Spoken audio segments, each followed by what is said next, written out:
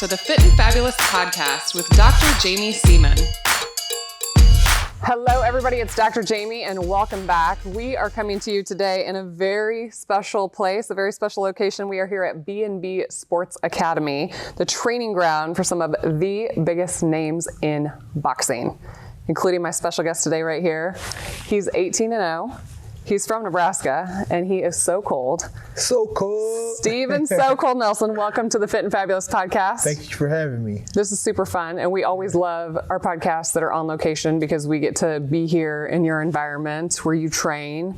Yeah. And I really want to get into B&B and what it's all about and talk about your role. But first, take me back to Steven as a little kid, because I know you have a really incredible story to share. Oh man, I was that kid that was labeled the bad kid. But I like to say I was a curious one. I just always was into something. I always wanted to know how things work, what everybody's doing, want to be in everybody's business, I just want to know. But that's what made me so cold. I do everything because, like I said, growing up, I was always into everything. I grew up in North Omaha. As I got older, became a teen with misdirection. I wasn't directed in the right path. Hung out with the wrong people, was getting in trouble and kicked out of school and everything. But it came a time where I had to realize, like, okay, everybody around me is going to jail or, dying and stuff. Mm-hmm. So I had to make a change myself. So I went to the military, graduated 2006. In 2007, I was shipped off Army. I started boxing in the Army when I was 21, about 3 years into the Army. Were there a lot of people boxing in the Army, or like what was it just happened to be where you were staying? They had equipment, or what kind of inspired that? My commander, he seen that we was getting tired of doing the same Army style workouts, push-ups, sit-ups, run, ruck march. I'm like, so he was like, hey, if you guys want to do something else, a lot of people was doing CrossFit, some people was doing MMA. Okay. I grew up and I knew Terrence Crawford, and he was a boxer, and I was like, you know what? I always wanted to box, just to, see how it is and learn. Yeah. Boxing is be able to beat somebody up. Right. So I went to a local boxing gym in North Carolina, and within the first week, I caught on quick, and everybody thought I had been boxing my whole life, but it was my first week. Yeah, so, came naturally to you. Yeah, it was just natural.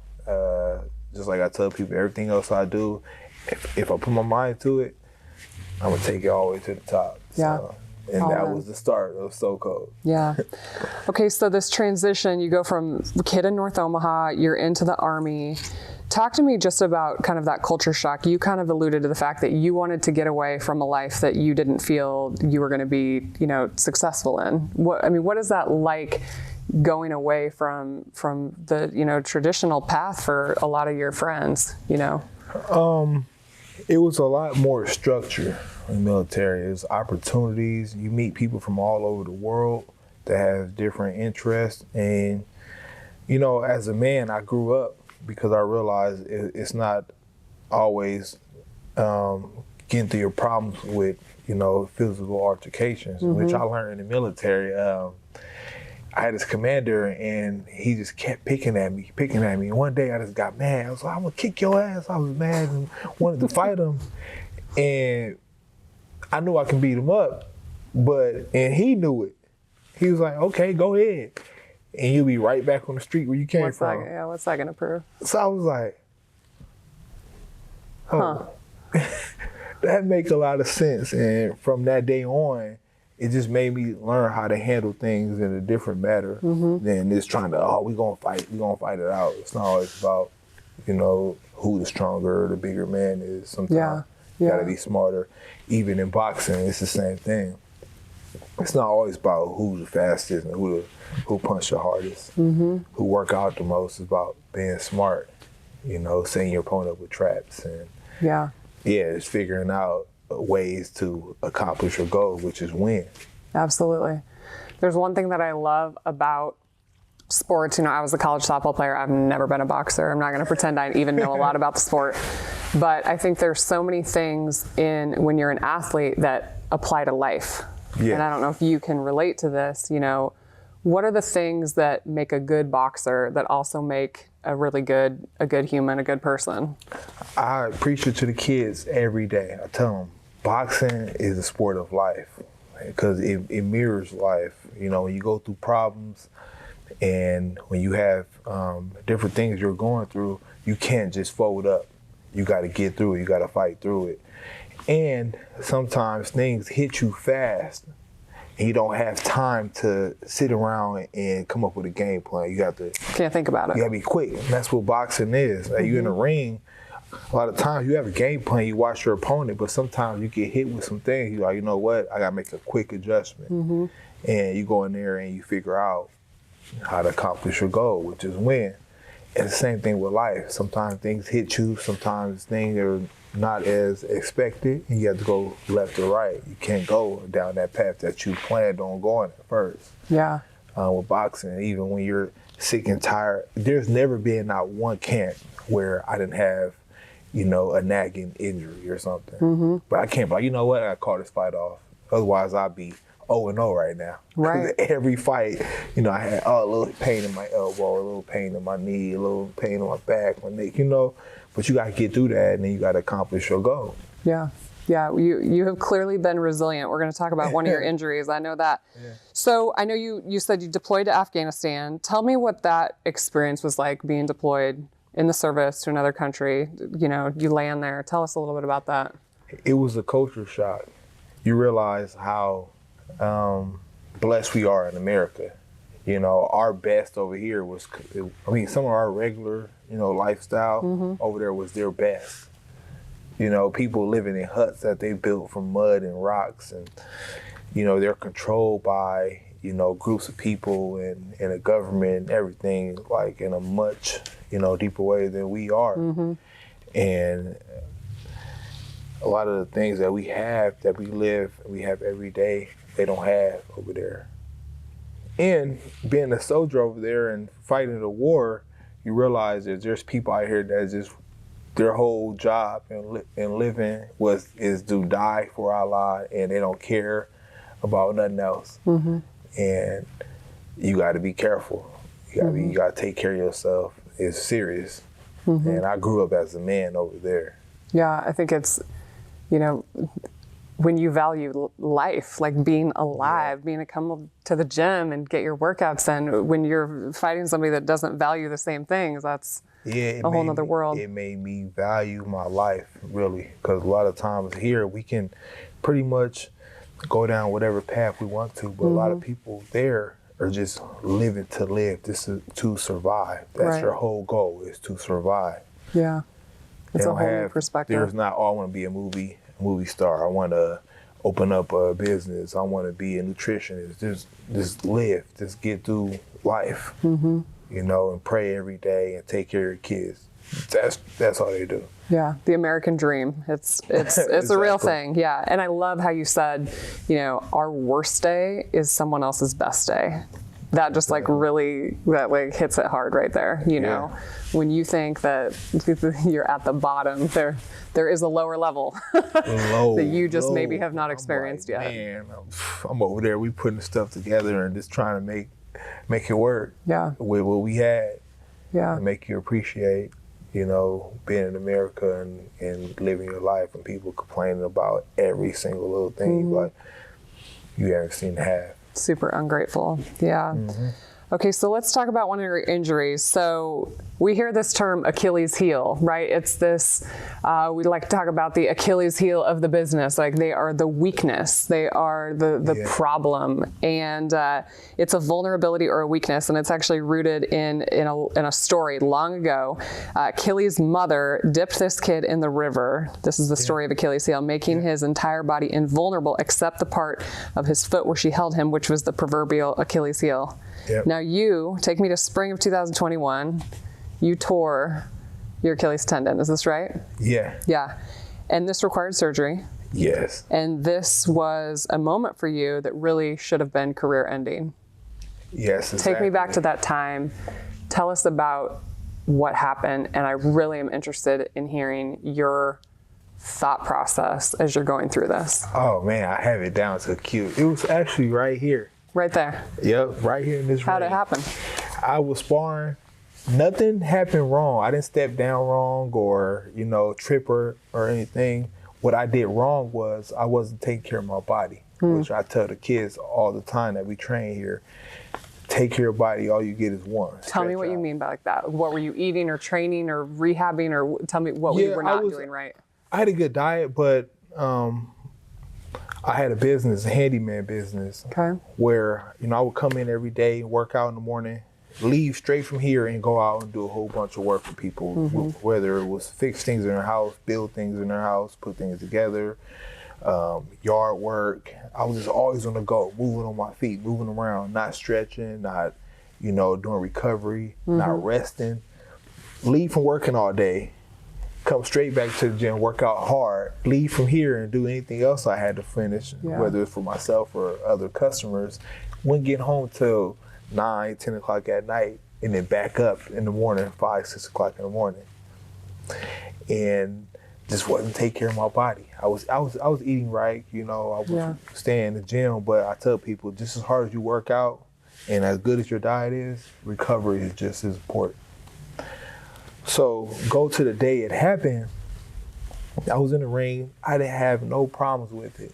No soreness or anything, but my legs were always tight. My calves was tight. I'm like, whatever, I'm a robot. I just call myself a cyborg. I just thought I was indestructible. Yeah. And I was in the ring and I was moving around. It was the last round for sparring. And I started to showboat and shuffle around like Muhammad Ali. And Terrence was here at the time, but he was training. So I just felt like this hard, pop in the back of my leg. And I felt it. And I heard it too. It sounded like a board broke. Yeah, it was like audible. Pop! Ooh. And everybody in the guy in the ring, he was like, who's that? And this is all slow motion going on. Right. In my head, I'm like, why did he hit me that hard? I thought Terrence hit me with a stick or something. Like, man, stop bouncing around. So I turned around quick and I looked, I'm like, it was nobody behind me. I'm like, wait, okay, maybe something fell off the roof or maybe I fell through the ring because I heard the pop. Yeah. So I looked down and it was nothing. Now I'm like, wait, hold on. And I took a step and that's when I realized I didn't fall down. It didn't hurt. So I knew it wasn't my ankle that was broke or anything. It felt like I was stepping off of a curb. So every step I was taking, I was like, oh, wait. And I sat down and I remember vividly, I looked up and Terrence was on this bag over here, hitting the bag. And he looked at me and he seen in my face something was wrong. He was like, what's wrong? What happened? And he walked up to me and I'm taking my gloves off and I felt the back of my ankle. Right where your Achilles tendon is. And it was the skin. There was no cord. I'm like, oh God. Oh, I tore my Achilles and I felt up and my calf was all balled up. I was like, dang. And I just remember looking off in one of these lights and I just spaced off like, wow, my career over that fast. I was getting ready for a fight. I'm like, man, that's crazy how my career is over that fast. And people in the gym will start coming to me because I never heard about an Achilles heels injury. I didn't hear about it because, it never happened to me. And a guy, he played basketball. He's like, oh yeah, same thing happened to me, man. You be all right. Another guy came off the treadmill. Was like, oh yeah, you tore your Achilles? I could tell how you was walking. I'm like, everybody started talking about it. I'm like, yeah, KD had the same injury. I'm like, people started naming stuff. I'm like, I didn't realize it was that common. I didn't realize it was that common. Then I went home. Well, I went to the doctor straight from here, and they was like, okay, you got to schedule an appointment for a surgery. Gotta have surgery. Yeah, with your doctor. And we have a ring doctor, Dr. Conroy. He's a orthopedic surgeon. Luckily, I caught him, and he got me in the next day. Right. Most people have to wait about a week or, 5 days. Good to know people. To get it. He got me in the next day. Yeah. So you had surgery. Yeah. did you really truly think your career was over? Or what starts to happen in your mind thinking about this comeback for you? That time I was like, wow, like, it's over. I got to figure out what I'm going to do now. But after I got my surgery and I talked to Dr. Conroy and people started informing me of their bounce back or other people they know that came back, like, you know, Kevin Durant and everything, I was like, you know what? I've always been the guy, well, if another guy can do it, I can too. So I was like, oh, them guys came back, I'm coming back. I'm going to be back in a year. Do you think there's little boys that come into this gym that witnessed what happened to you and say to themselves, I'm going to be like so cold? Yeah, a lot of them come up to me every day. Yeah. And I talk to them and I get them information. And this being a big brother, you know, uncle, whatever you want to call me, give them information of life and sports and training every day. And yeah, I was like, you know what? I got to do what I got to do to get back healthy. I went to physical therapy. I did everything. Yeah. I was resting. I was always the guy where people like, man, you need to rest. I'm like, no, I'm good. But this time I listened. Let it heal. I let it heal. I laid up, and that's when I really got into comedy. Okay. I've always been goofy. Like stand-up comedy or just kind of, stand-up. okay. I grew up I have a watching long list of talents on this page, and that one wasn't on there, so. comedy and doing skits, and How fun. that's when it started. I was like, you know what? I sat I'm down. gonna make people laugh. I was laying around, and what made me happy was comedy. What kept my mind off of the injury and being laid up every day, especially because I was always on the go. What kept me happy was watching old Def Comedy Jam, Comic View, Yeah. Martin, Yeah. Fresh Prince, all the old sitcoms I grew up on. And I'm like, wait, I'm just as funny as these guys. Yeah. I'm gonna do stand-up comedy. That injury happened in March. I had my first stand-up comedy show May. Okay. It was writing material and just watching stuff and coming up with Did you have to like hobble up there, or are you walking by then? Oh no, I was on a cane. Okay. I had a cane, but that was part Was of it my part of act. the gig? That was part of my act. That was part of my act. I came up, I had a robe on, came up all smooth with a cane. That's amazing. So it was a great event. It turned out people who came to view it, they was like, man, how long you been doing this? I'm like, it's my first show. They didn't believe it. They didn't believe it. That's awesome. Yeah. That's awesome. That's incredible. Okay, so talk to me about, you said recovery is so important. You rested. Are there other things that you do to recover? Like, do you do any like ice baths, or tell me all the tricks of the trade in boxing. Is there anything that is ice like. bath is a big thing. I tell people to do it. Ice bath, Epsom salt bath. Yeah. Nursing your like soreness and wounds, not just looking over them. If you have a sore, muscle, ice it, massage it out. Yeah. I got massage. I got every recovery. All the tools, all the things. I got massage guns. I got a TENS unit. Yep. Put on the patches and it make my muscles go. I did dry needling. Yeah. I just did acupuncture the other day where they put the stuff in your ear to see how you release and loosen up your body. Yeah. But ice bath is very big. You go all the way down? You ever gone under? Yeah, I go all the way down. It's kind of like, I tell people like putting an ice pack on a black eye. Yeah. It recovers. It's you'll sore and hurt muscles and swollen. I think the key to ice baths is breathing. Like it's getting in there and just controlling the breath, because it's that panic for people, when they get in there. Use the rollers before and after the workouts. Yeah. Those are big things. Stretching is another big thing. I don't like stretching. I don't know. Ah, man.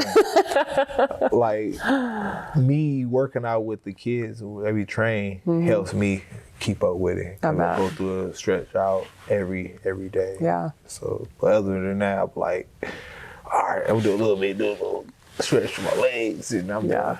And my arms. I imagine So Cold is like stretching, cooking, and sewing all at the same time. That's how I'm picturing it right now.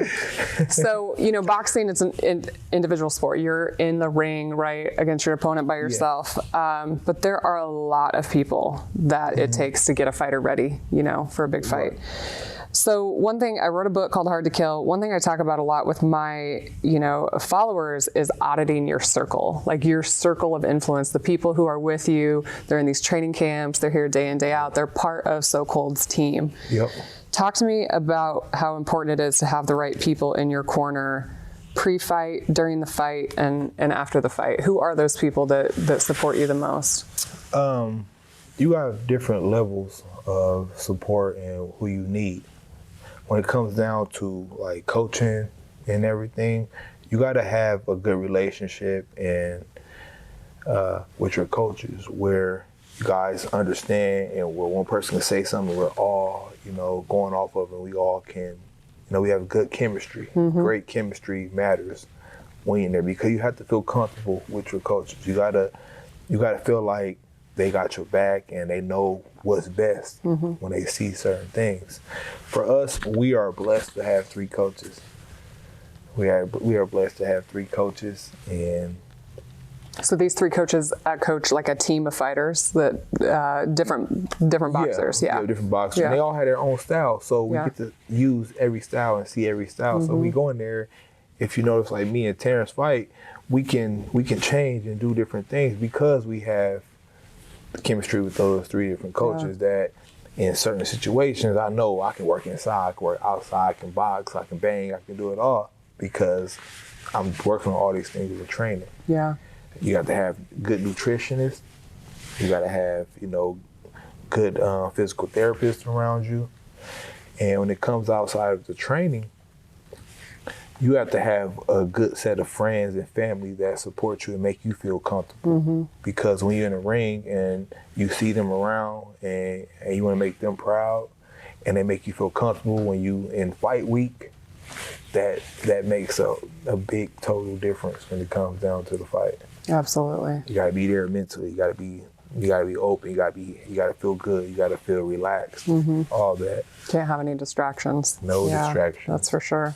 Yep. So, I'm a former collegiate athlete. I played at Nebraska. I have so many memories of, taking the field and being on the big stage. But in boxing, this is a world stage, right? People are on pay-per-view. They want to watch the fight all over the world. Tell me what that is like the first time you're walking into an arena with like thousands and thousands of people all looking at you. Oh. What's that feel like? I don't have stage fright. Yeah. That makes me perform better. Like my last fight, I walked out and I was standing there waiting for them to like play my music for me to walk out, and I looked up and the stands was full all the way to the top. I was like, yeah. I was just about to ask, do you ever stop and take that in, or is it just like this laser focus to the ring? No, that is what feed me. Yeah. That's why like I'm like good on stage with comedy and stuff, because the more attention, the more people who's watching me, the better I'm gonna perform, because I want to make sure everything is right. Right. I want to make sure I'm doing everything right. I'm looking good. I'm looking flashy. Everything, and you just want to impress everybody. I'm a people's person, so I walked in, I was like, yeah. I'm the man. And you be in the ring, it's not like you're on a basketball team or football team where it's like a whole bunch of athletes. It's you and one other guy. It's you. So either you're going to be that guy that's going to shine or that guy that's getting beat up. I'm like, I want to be the guy that's going to shine. Yeah. I want to be the guy that's like, man, that dude right there. Right. Everybody's watching you. You don't have no better moment in life where everybody's just watching you. That's incredible. That's incredible. Yeah. Okay, so talk to the people about B&B Academy, where we're sitting today. What do you do here? What does B&B Academy do? I'm the executive director of B&B Sports Academy now. I'm a coach for the boxers. I'm a mentor, a friend, everything. But B&B Sports Academy is in the center of North Omaha. And we focus right now on combat sports. We have boxing, we have MMA, we have wrestling.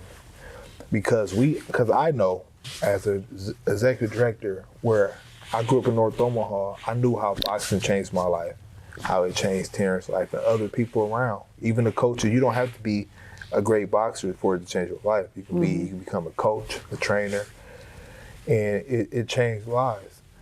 Because a lot of kids who, don't want to play football or not good at football and basketball. So what can you do?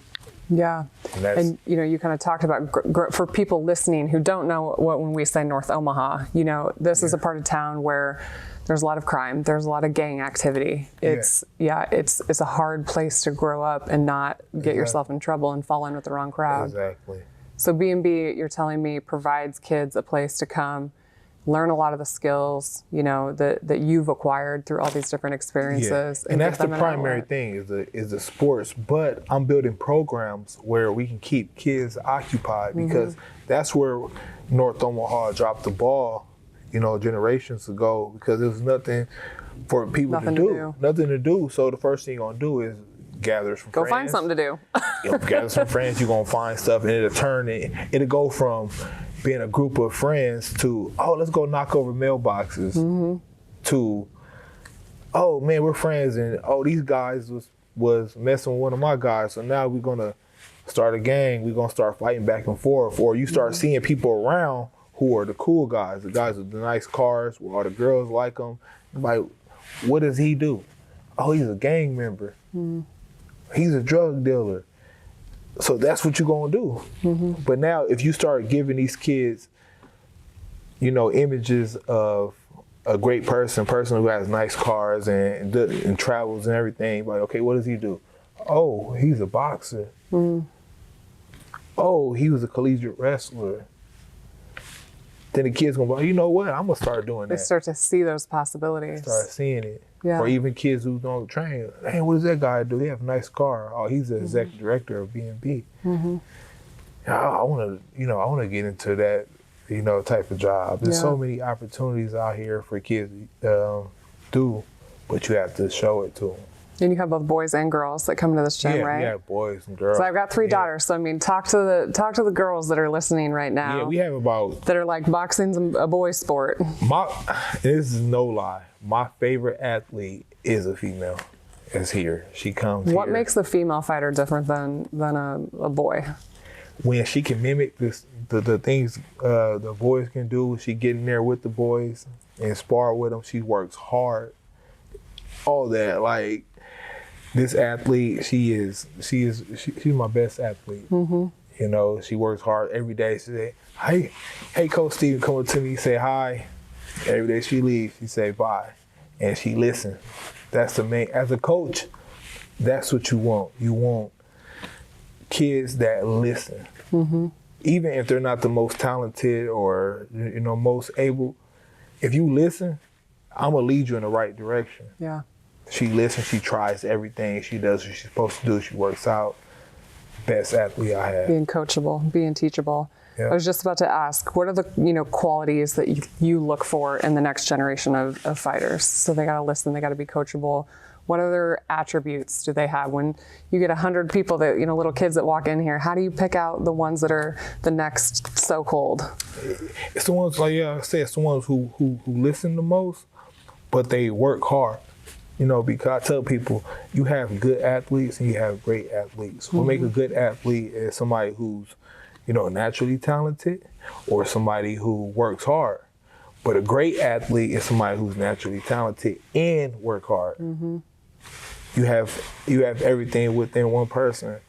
Those who make the great athletes. The ones who don't quit. The ones who, know their capabilities, but they still working on them. Yeah. Still perfecting them. No matter how good you are, you can always get better. Right. Nobody's perfect. Right. Even amongst professional athletes, sometimes we see kind of the fame and fortune go to people's heads and they get tied up in drugs and alcohol and partying and things like that. How do you talk to the young kids about stuff like that, the social life of that, I was telling one of my guys, he's a teenager now. He's about 17. His name is Jason. And I was telling him, man, like, suffer now, live great later. You know, like when I was coming up and, you know, I was focused on boxing, all my friends were traveling, partying, having fun, hanging out with girls, and doing all that. And I was just missing out on it.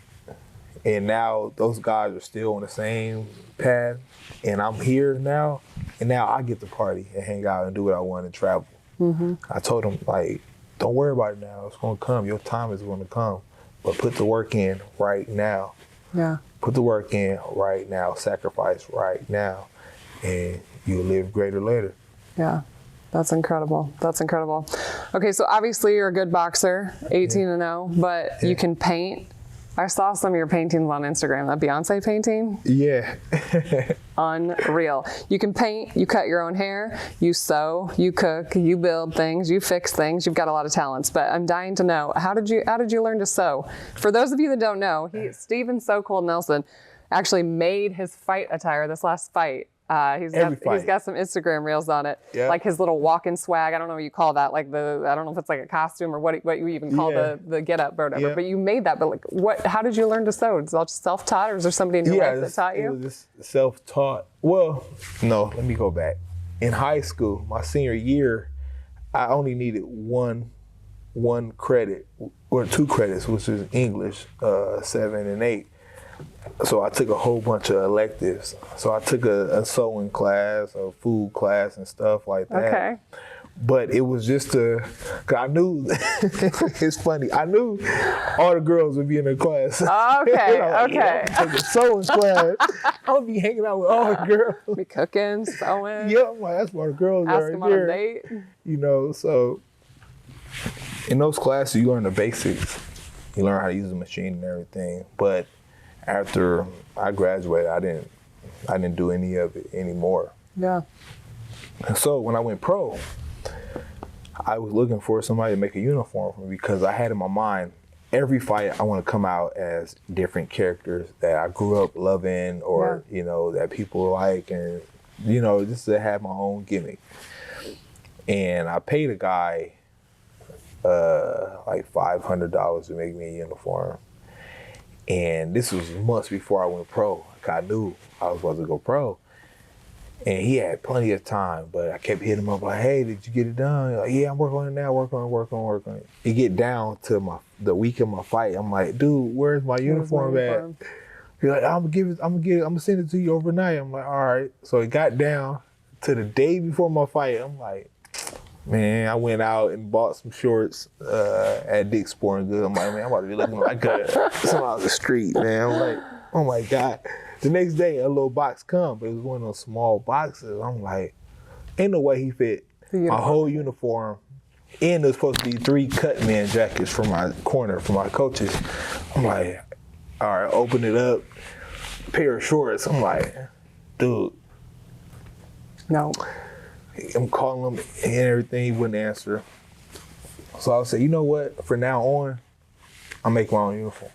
Yeah. I do that with everything, like how I work on cars and build things. It's because I'm a perfectionist. So if somebody doesn't do it to my standard, it irks my nerves. So I'm like, you know what, I'm gonna do it myself so I can do it to my standard. Yeah.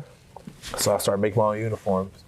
From my second fight on, I made every uniform, 17 different uniforms, different characters. I went and I had kind of forgot how to use the machine. So I just went and bought one. And once I bought it and started messing around with it, stuff started coming back to me. And then I took an old pair of shorts, because I didn't know how to make no shorts. All we made was like in school, were like stuffed animals in a pillowcase. I think we made a frog, put some corn in it. Yeah, I made some stuff like that. So I'm like, I don't know how to make no shorts. So I took an old pair of shorts I had and just cut them apart. Took them apart. And used that as pattern. Yeah. And I started making my own uniform. They get better and better every time. This last one looked pretty sick. Yeah. It was. I was gonna say, where do you get these ideas? I saw you came out as Hannibal Lecter one time. Literally, like you're in the thing. People are like wheeling you out. Like, where do you come up with these ideas? Creativity. Yeah. I just have a thought in my head, and I know in the past when I have a thought, and I'm like, damn, I forgot what I was thinking about. So in my phone, iPhone has notes. I make notes for any idea I have. I got about 300 notes on my phone for different ideas of stuff, movie ideas, show ideas, comedy, passwords. I don't know how anybody can keep those straight. I keep everything in my notes. So I have uniform ideas. I have ideas that's going to last way beyond my career. So people, if y'all need some ideas, hit me up. I got them. Yeah, I love that. So one thing I found on your Instagram, you can cook. You can obviously cook. You're making a salmon with this crab, and it looked really good. Oh, yeah. I was like, so cool. We're gonna have to go to the kitchen for the next podcast. Yeah. So, but talk to me about like your nutrition as a fighter. You said you have a nutritionist, like people that help you with that, or? Yeah, we have a nutritionist. I usually use my nutritionist for fight week because I don't want to have to worry about cooking and all that stuff, and they do a lot more. They give me supplements and everything for recovery and all that. But at first, I learned a lot from them, so I really don't need their service through the whole camp because once somebody show me something, I know how to, take on that task myself. What is your diet like? Do you eat a lot of the same foods? I can eat the same thing every day. What's your favorite food? My favorite food is seafood. Okay. But I usually, on Sundays, I meal prep and I make 2 or 3 different meals and just eat through those meals all week and repeat it. Yeah. But as a fighter, we train so hard that I don't avoid any type of nutrition, like carbs. We eat a lot of carbs, a lot of calories, fats, all that. But it's all about the choices in those groups. Having healthy carbs and, natural sugars, natural fats versus saturated You're not eating fats Doritos and Snicker bars. Yeah, no. But I always tell people it's okay to treat yourself sometimes. But eating healthy don't mean you eating like a bird, right? 7 days a week, 365. Right. Some days I worked hard this week. I ate good.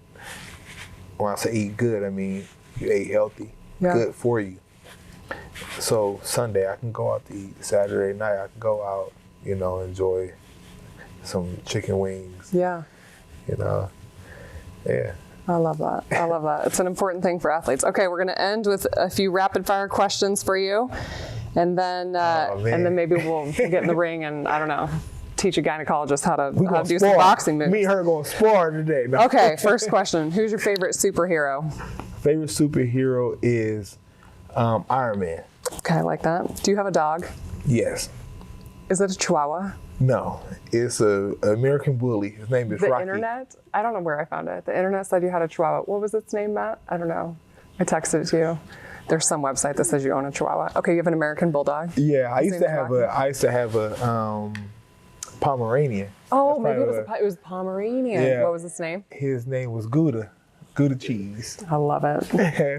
Gouda. And he used to do this little cute thing where he stand up on 2 feet and he's like this. He used to stand up and walk, not just for a few seconds. He could walk all the way across here on 2 feet. I'm like, man. I'm just imagining So Cold coming out for his next walkout with with a Pomeranian who's just walking it along. Add that to your list. Add that to the iNotes. Husker football, yay or nay this year? Yay. Okay. All right. 1 vote of confidence. Favorite dessert? Favorite dessert is sweet potato pie. Sweet potato pie. Homemade by So Cold. All right. And the most important question of the entire interview. What are you better at than Bud Crawford? Painting. Painting.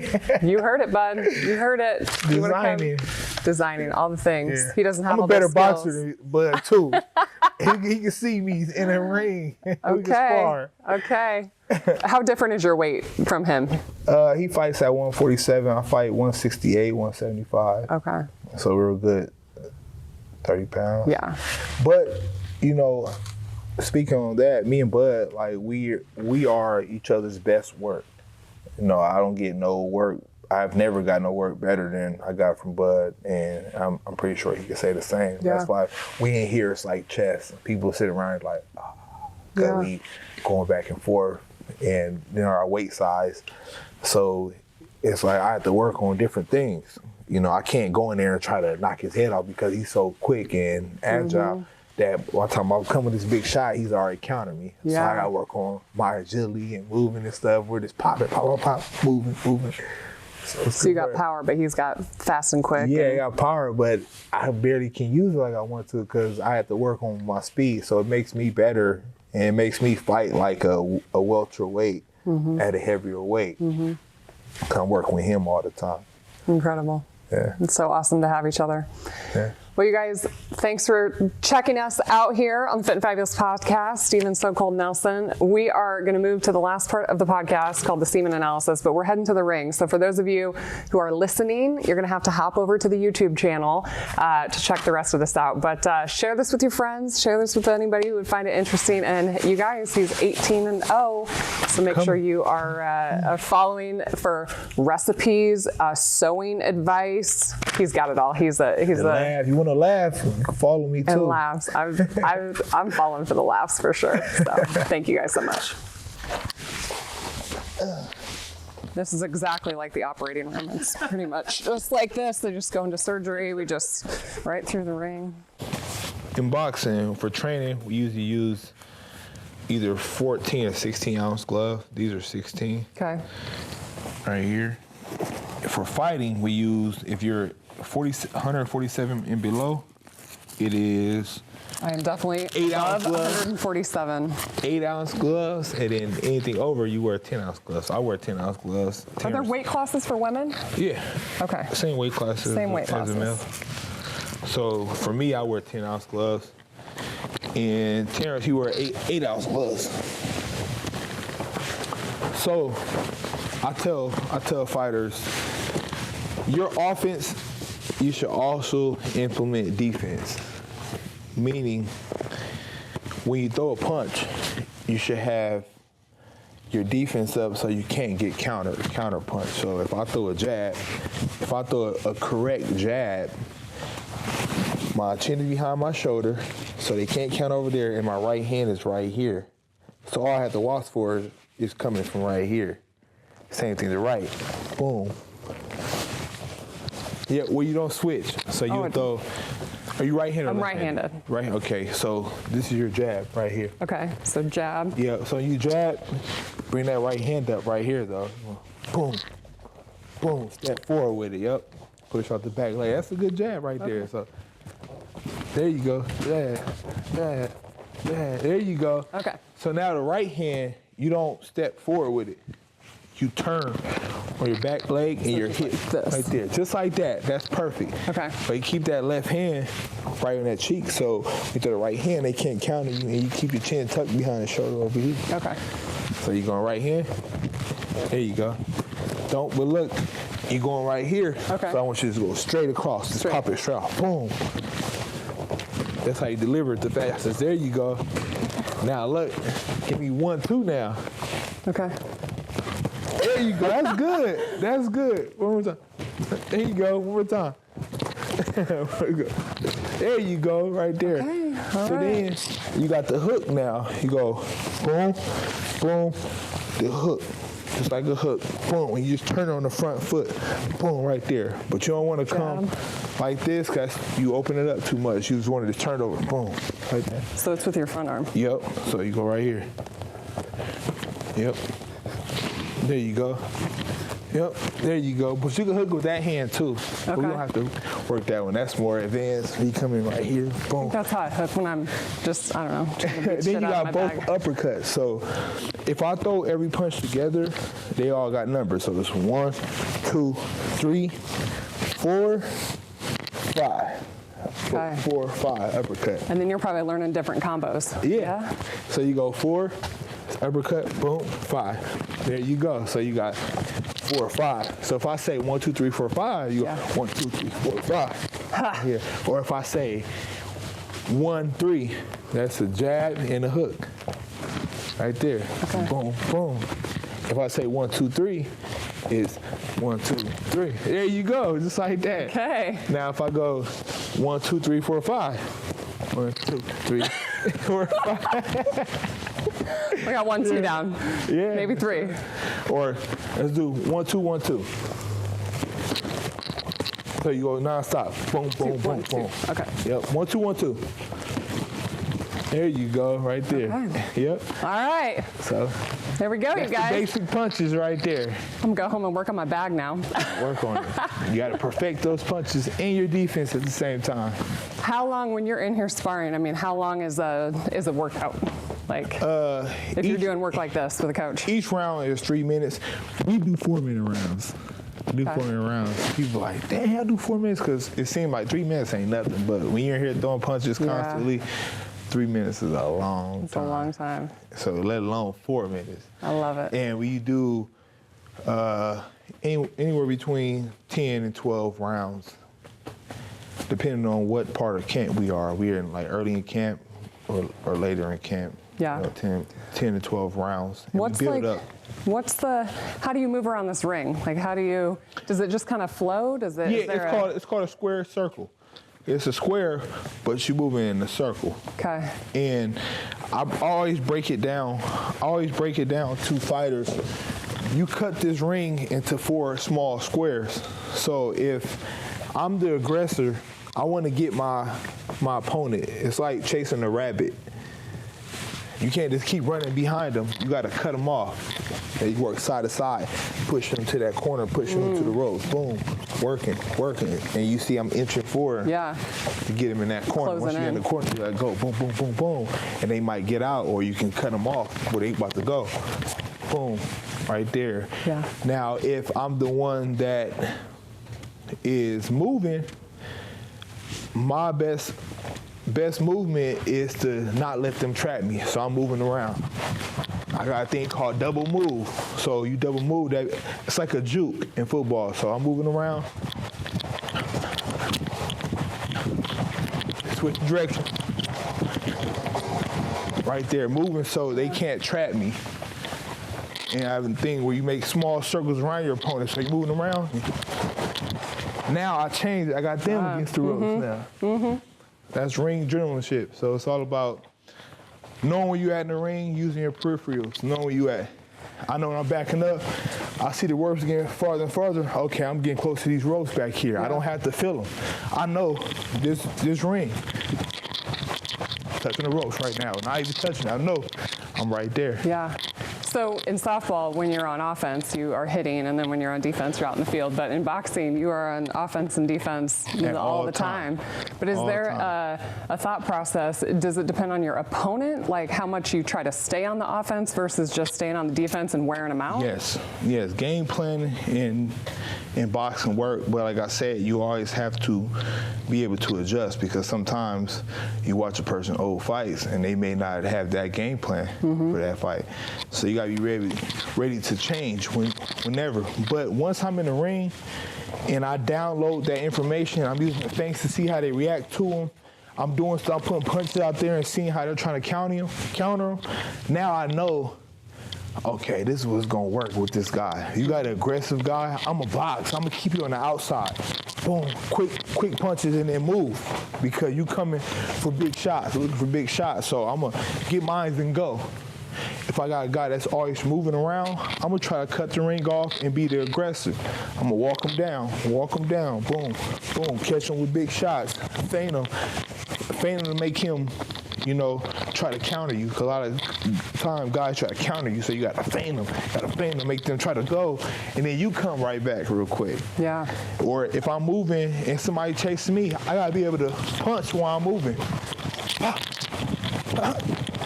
Get them off of you, So it's all about what that guy is bringing to the ring for that day or that time. Yeah. That round, because they can change every round.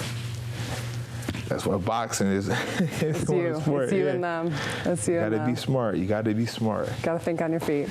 When's the next time So Cold's taking the ring? I'm working right now with a couple of managers, looking for June, July time frame. All right. But I'm staying busy. I stay in the gym every day. I love it. I'm in here doing something every day. Training for life either way. Yeah. All right. Well, you guys, hey, give Steven So Cold. Where did the So Cold come from? I didn't even ask you. Oh, So Cold. I tell people a nickname is not a true nickname unless somebody else give it to you. Okay. Because I can call myself whatever. Yeah. But when I was in the military, my initials is SCN for Stephen Cole Nelson. And when I was on the Army boxing team, we all had the same gear.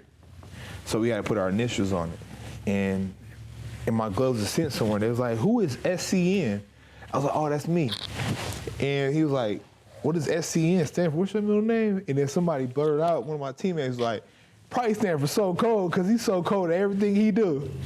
And I was like, I like that. Yeah. I like that. Yeah. Because like everybody who know in the slang, terminology, so cold meaning like you're really good. Like you cold, like really good. So that's where it came from. I love it. All right. Sometimes older people always confuse me. They be like, Stone Cold, how you doing, Stone Cold? I'm like, Like it's your name. my name's not Stone Cold. That's Stone Cold Steve Austin. I'm so cold. My girls asked if you were into WWE before I came. I was Yes, like, I no, said he's a real boxer. Yeah, some people be like, they think, they hear it's So Cold, they think Stone Cold. I'm like, no, it's So Cold. Yeah. So I have to remind them. Well, this has been great, and I have so much respect for you and this sport. And we were chatting before the podcast. Clarissa Shields, I just want to give her a shout out. She's bad Shout beat. out T-Rex. She's awesome. So her and I met filming Titan Games, and if you guys haven't checked that episode, Matt, we'll get it down below so people can watch it. But she's I'm just glad I was in the Titan arena and not in the boxing ring with her because she's a very talented athlete. If anybody want to come check out B&B, either DM me or come by any day, 5 through 7, Monday through Friday, Saturdays 12 through 3. We open to the public.